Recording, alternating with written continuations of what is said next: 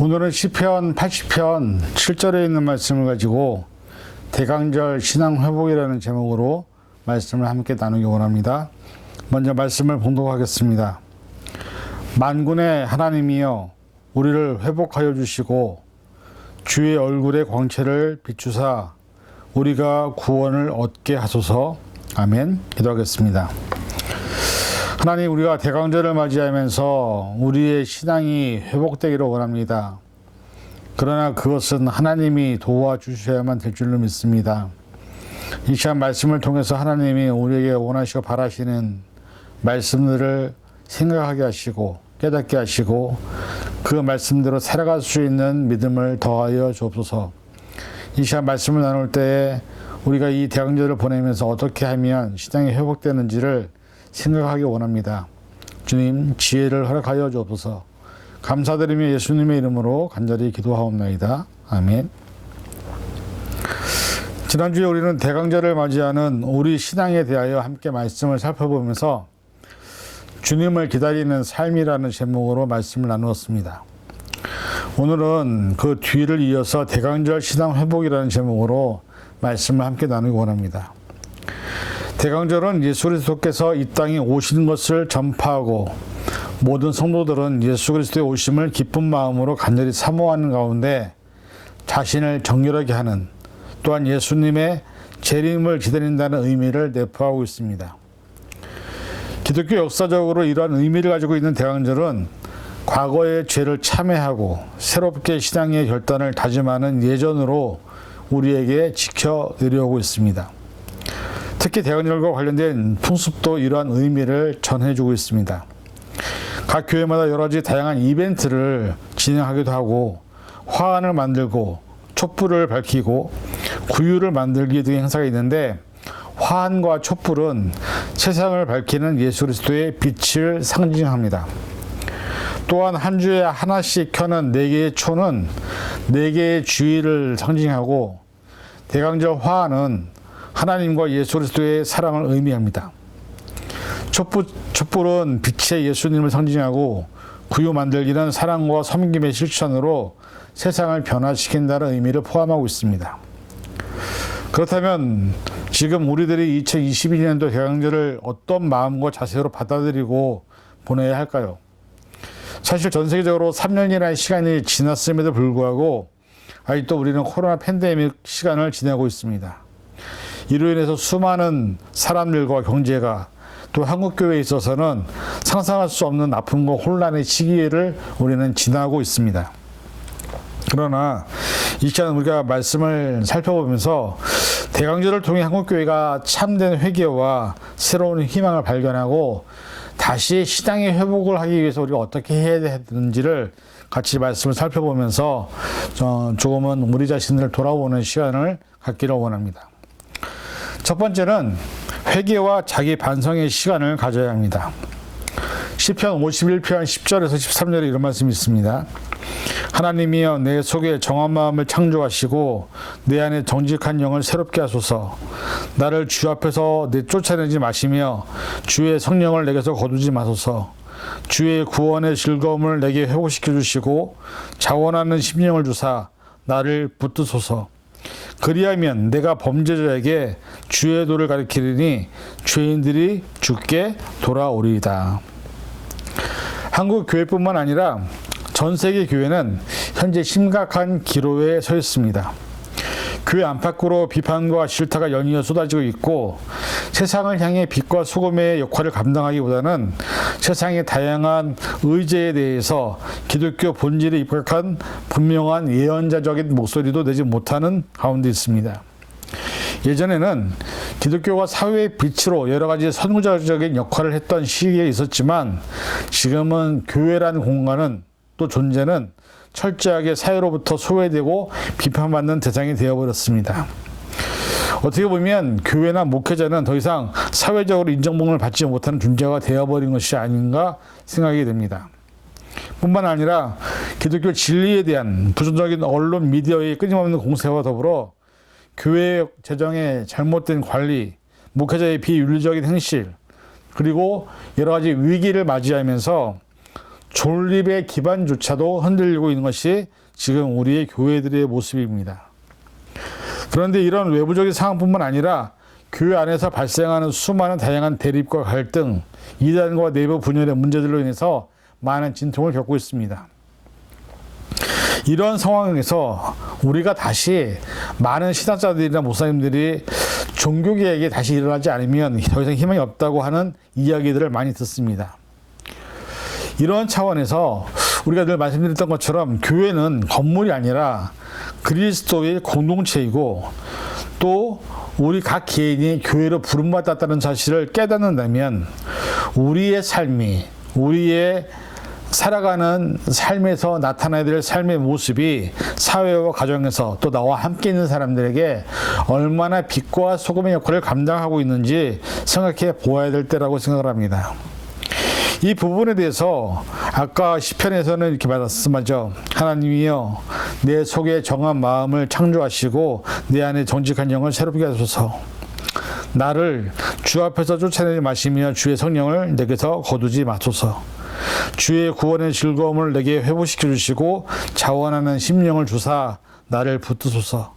그러면 내가 범죄자에게 주의 도를 가르치리니 죄인들이 주께 돌아오리다. 내 속에 정한 마음을 주시는 것, 내 안에 정직한 영을 새롭게 해달라고 기도를 합니다. 주님 앞에서 나를 쫓아내지 마시고 주의 성령을 거두지 말라고 기도를 합니다. 주의 구원의 즐거움을 회복시켜 주시고 나를 붙들어 달라고 그렇게 할 때에 우리가 주님께 온전히 돌아갈 수 있다라고 고백하고 있습니다.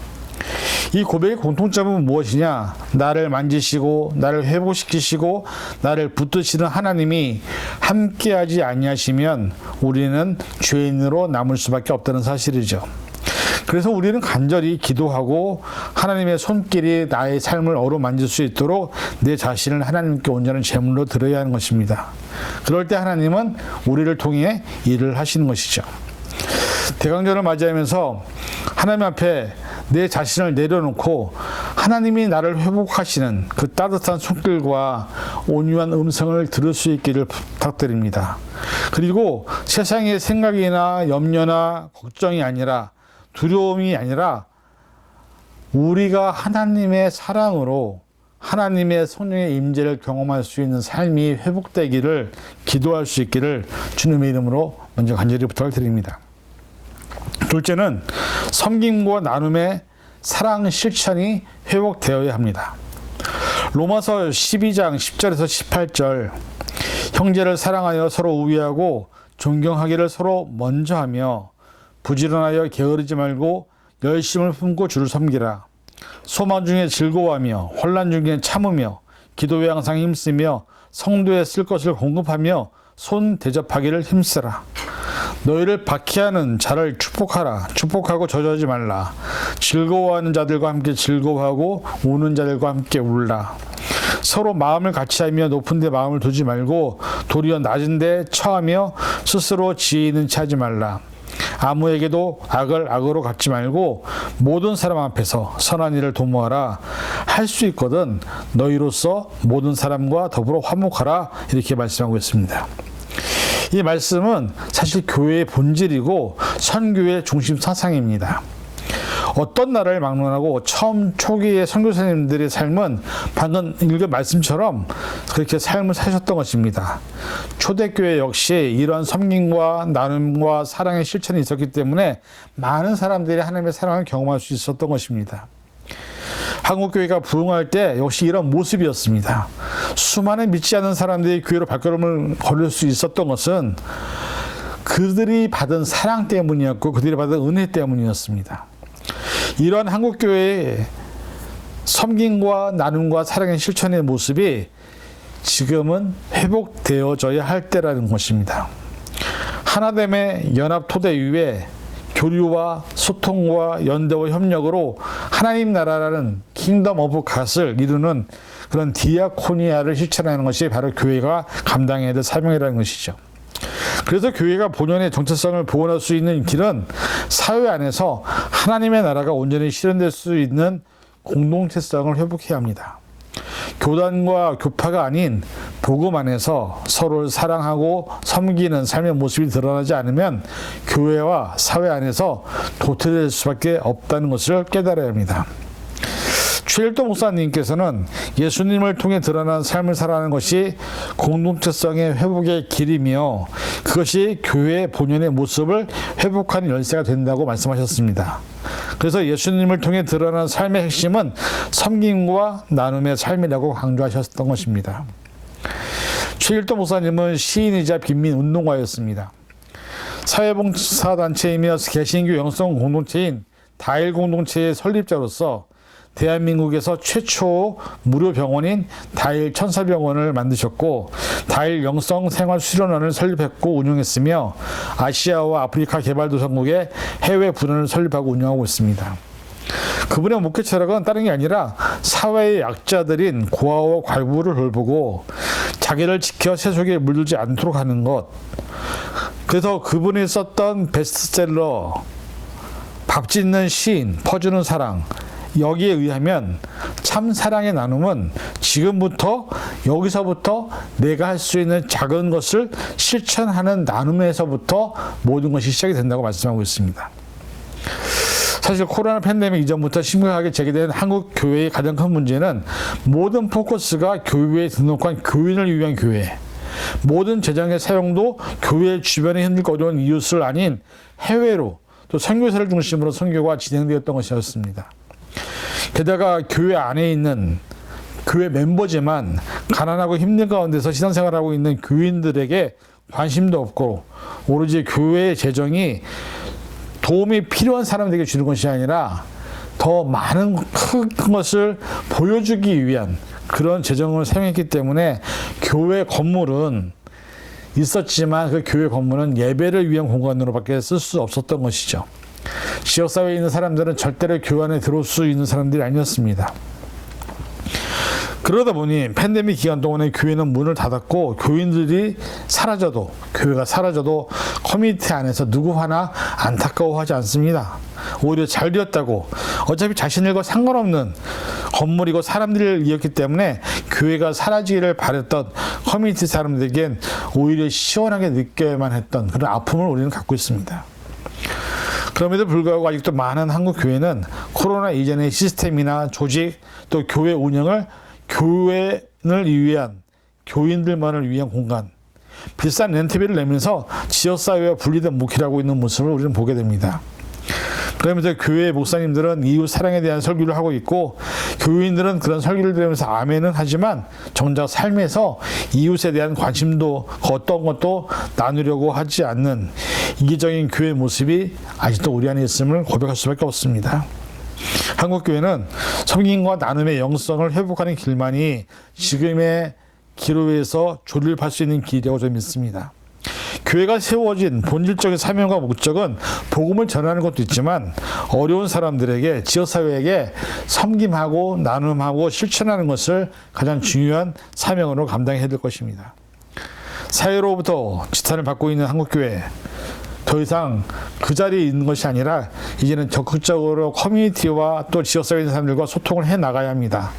사회가 외면하는 소외된 이웃들에게 사랑의 손길을 내밀어야 합니다. 사회의 냉담한 반응과 사회로부터 지적당하는 수치와 부끄러움을 당하는 이웃들에게 봉사와 섬김을 통해 그들을 살펴야 합니다. 부디 바라기는 저와 여러분의 삶에서 이제는 이론적인 성경의 이해는 지식이 아닌 삶으로 나타나는 나눔과 섬김과 사랑의 실천이 우리 교회를 통해서 내 자신의 삶을 통해서 드러날 수 있기를 주님의 이름으로 간절히 부탁을 드립니다. 셋째는 경건 생활을 통한 신앙 회복입니다. 야고보서 3장 17절에서 18절 오직 위로부터 난 지혜는 첫째 성결하고 다음에 화평하고 관용하고 양순하며 공율과 선한 열매가 가득하고 편견과 거짓이 없나니 화평하게 하는 자들은 화평으로 심어 의의 열매를 거두느니라. 방금 읽은 말씀을 보면 이러한 단어들이 등장을 합니다. 성결, 화평, 관용, 양순, 긍휼, 선한 열매, 화평, 의. 이 단어를 통합해서 한 인물로 추린다면 아마 예수님이 아닐까 싶습니다. 예수님이 이 땅에 오셔서 3년이라는 짧은 공생의 기간을 보내셨지만 이 단어들이 예수님의 삶에는 언제나 드러났고 나타났던 단어들이었습니다. 우리가 대강절을 지키는 건 역시 예수님의 오심을 기대하며 소망하며 예수님처럼 살기 위해서 말씀을 묵상하고 또 여러 가지 많은 것들을 하는 것이 아닐까요? 예수님의 모습을 담기 위한 우리의 작은 노력에서부터 우리의 이런 삶이 드러나야 된다는 것입니다. 그래서 많은 교회 목회자들은 대강절 기간 동안에 성도들의 경건, 회개, 새로운 신앙의 결단을 할 수 있도록 말씀들을 양육합니다. 성도들의 성탄 분위기에 휩쓸려서 대강절을 잊지 않도록 그에 맞는 설교 메시지를 전달하고 성도의 마음이 모아질 수 있도록 준비하는 작업을 하는 시간이 대강절이죠. 많은 교회들이 대강절에 많이 하는 것이 특별 기도회를 합니다. 새벽 기도회, 저녁 기도회, 릴레이 기도회, 아침 기도회, 그리고 개인이나 가정이나 교회의 나라를 막론하고 1년을 돌아보며 부족한 것들을 고백하고 용서와 화해를 통해서 서로 평강을 찾으며 새로운 한 해를 결심할 수 있도록 하는 것이 대강절의 참된 의미인 것입니다. 교회에서 이루어지는 이러한 여러 가지 다양한 기도회를 통해서 성도로 하여금 신앙을 재점검하고 헌신의 결단을 할 수 있도록 돕는 것이 목회자가 해야 될 목회이라는 것이죠. 대강절이 단순히 성탄절 준비하는 기간이 아니라 심판의 마지막 때에 재림하실 예수님 그리스도를 기다리며 준비하는 데 의미를 둘 때 진정한 대강절의 의미가 되살아날 것입니다. 특히 예수님이 이 땅에 오신 이유 무엇입니까? 구원의 기쁜 소식을 전하는 것이죠. 그래서 목회자들은 값없이 받은 예수님의 사랑을 어떻게 내 삶으로 실천할 것인지를 계획을 세우고 교회도 그런 사역에 동참할 수 있도록 목회를 해야 한다는 것입니다. 대강절은 기다림의 절기인 동시에 사랑을 실천하는 기간입니다. 회개와 경건의 모습으로 신앙을 재점검하는 기간입니다. 이 땅에 오신 예수 그리스도의 사랑을 묵상하면서 그동안에 가졌던 오만함과 가락한 마음을 버리고 정결한 마음으로 순수한 신앙을 회복할 수 있도록 교회 분위기를 조성하는 것이 바로 대강절의 참된 의미인 것이죠. 우리가 잊지 말아야 될 것은 진정한 경건 생활을 통해서 신앙 회복은 삶으로 이어진다는 것입니다. 우리의 입으로, 말로 나타나는 것이 아니라 삶에서 경건 생활과 신앙 회복이 이루어질 때 그것이 온전한 성숙한 믿음의 모습이라는 것입니다. 많은 사람들이 나와 함께 신앙생활을 할 때 그들이 나의 모습을 보면서 예수님의 모습을 보게 되는 것, 이런 모습이 나타나지 않는다면 우리는 어떤 것으로도 신앙 회복을 할 수 없다는 것입니다. 부디 바라는 것은 2022년도 대강절을 통해서 우리의 삶에 코로나 팬데믹 기간 동안 식어졌던 그 신앙의 열정이 온전히 다시 회복되기를 부탁드립니다. 그리고 예전에 느꼈던 하나님의 사랑과 은혜를 날마다 내 삶에서 경험하는 놀라운 시간이 되기를 주님의 이름으로 간절히 축원을 드립니다. 결론을 맺습니다. 저와 여러분들은 2022년도 대강절을 지내고 있습니다. 그런데 우리가 2023년도 대강절을 다시 말 것인지는 아무도 모릅니다. 다만 지금 우리가 살아있고 숨을 쉬고 있고 신변상의 문제가 없지만 앞으로 내가 살아가야 될 삶에 어떤 문제가 있을지, 어떤 상황이 생길지, 어떤 어려움이 있을지는 우리는 모두 모른다는 것이죠. 코로나 팬데믹은 우리에게 닥치는 수많은 문제 가운데 하나였습니다. 지금도 기상학적으로 위험한 조짐 중 하나는 북극과 남극이 녹고 있고 온난화 현상 때문에 빙하 속에 어떤 바이러스가 다시 나타날지, 어떤 질병 요인이 나타날지 모르고 있다는 것이 우리들의 가장 큰 문제라는 것입니다. 사실 사람이 살아가면서 희망과 미래가 있기 때문에 지금의 어려움과 힘든 순간을 참고 견디는 것이긴 하지만 중요한 것은 우리의 미래나 우리의 삶의 모든 주인은 바로 하나님 아버지시고 우리는 그분의 뜻에 따라 삶과 죽음도 행복과 불행도 정해진다는 사실을 잊지 말아야 합니다.